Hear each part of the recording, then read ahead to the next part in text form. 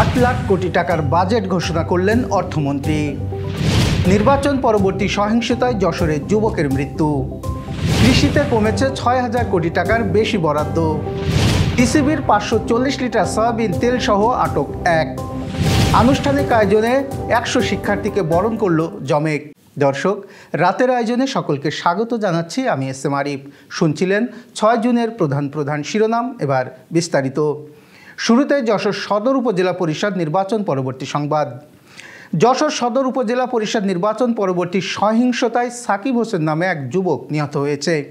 বুধবার ফলাফল প্রকাশের পর চাষড়ার দুপক্ষের সংঘর্ষে জখম হন সাকিব। বৃহস্পতিবার সকাল 10টার দিকে ঢাকার একটি প্রাইভেট হাসপাতালে তার মৃত্যু হয়। সাকিব দোয়াত কলম প্রতীকের প্রার্থী আনোয়ার হোসেন বিপুলের কর্মী ছিলেন। তার মৃত্যুর খবরে এলাকায় উত্তেজনা বিরাজ করছে। ফের দুপক্ষের সংঘর্ষে জড়াতে পারে বলে স্থানীয়রা আশঙ্কা প্রকাশ করেছেন। এবার অন্যান্য সংবাদ। জাতীয় সংসদে 2024-25 অর্থ বছরে 7,97,000 কোটি টাকার বাজেট ঘোষণা হয়েছে। বৃহস্পতিবার বিকেলে অর্থমন্ত্রী আবুল হাসান মাহমুদ আলী এই বাজেট পেশ করেন। এর আগে প্রস্তাবিত এই বাজেট অনুমোদন করেছে মন্ত্রিসভা। বিশেষ বৈঠকে বাজেট প্রস্তাব অনুমোদন হয়। অর্থ মন্ত্রণালয়ের সূত্র জানিয়েছে, বাজেটে রাজস্ব আয়ের লক্ষ্যমাত্রা থাকছে 5,41,000 কোটি টাকা। বাকি 2,56,000 কোটি টাকা ঋণ নেওয়ার লক্ষ্যমাত্রা থাকবে। 2,65,000 কোটি টাকার বার্ষিক উন্নয়ন কর্মসূচি ইতোমধ্যে অনুমোদন দেওয়া হয়েছে। ঘোষিত বাজেটকে স্বাগত জানিয়ে যশোর জেলা আওয়ামী লীগের উদ্যোগে বৃহস্পতিবার শহরে আনন্দ মিছিল বের করা হয়। 2024-25 অর্থ বছরে বাজেটে কৃষি মন্ত্রণালয়ের মোট বরাদ্দ কমেছে 6,061 কোটি টাকা। খাতভিত্তিক বরাদ্দ বিশ্লেষণ অনুসারে এই অর্থ বছরে কৃষি মন্ত্রণালয়ে মোট বরাদ্দ দেওয়া হয়েছে 27,214 কোটি টাকা। 2023-24 অর্থ বছরে বাজেটের শুরুর প্রস্তাবনায় এই বরাদ্দের পরিমাণ 25,118 কোটি টাকা থাকলেও পরে তা সংশোধন করে 33,275 কোটি টাকা করা হয়। সেই হিসেবে আগামী বাজেটে কৃষি মন্ত্রণালয়ের বরাদ্দ উল্লেখযোগ্য পরিমাণে কমানো হয়েছে।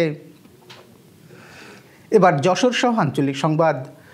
যশোর মেডিকেল কলেজে নবীনবরণ ও আলোচনা সভা অনুষ্ঠিত হয়েছে। বৃহস্পতিবার সকালে কলেজ অডিটোরিয়ামে 14তম ব্যাচের 100 শিক্ষার্থীকে বরণ করে নেওয়া হয়। কলেজের অধ্যাপক আবু হাসনাত মোহাম্মদ আহসান হাবিবের সভাপতিত্বে প্রধান অতিথির বক্তব্য রাখেন যশোর 3 আসনের সংসদ সদস্য কাজী নাবিল আহমেদ। বিশেষ অতিথির বক্তব্য রাখেন যশোর 2 আসনের সংসদ সদস্য ডাক্তার তহিদুজ্জামান তুহিন। সম্মানিত অতিথি ছিলেন হাসপাতালের ভারপ্রাপ্ত তত্ত্বাবধায়ক ডাক্তার হিমাদ্রি শেখর সরকার, কলেজের শিক্ষক সমিতির সভাপতি অধ্যাপক ডাক্তার এন.কে. আলম, সাচিবের সদস্য সচিব doctor Golam Murtuza. Renaissance hospital and diagnostic centre. রেনেসাতেই মিলছে কম খরচে উন্নত সেবা। তাই নিশ্চিন্তে আমাদের সেবা নিন, সুস্থ থাকুন। Renaissance hospital and diagnostic centre, সদর হাসপাতাল মোড়, দরাটানা, যশোর। বাগেরহাটের মোল্লাহাটে কালোবাজারে বিক্রির উদ্দেশ্যে লুকিয়ে রাখা 30 কার্টুন সয়াবিন তেল উদ্ধার করেছে পুলিশ।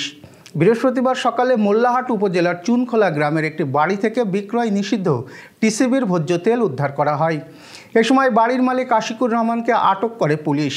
আটক আশিকুর রহমান বাগেরহাট মোল্লাহাট উপজেলার চুনখোলা গ্রামের বাদশার ছেলে। এই ছিল আজকের আয়োজন। শুভরাত্রি।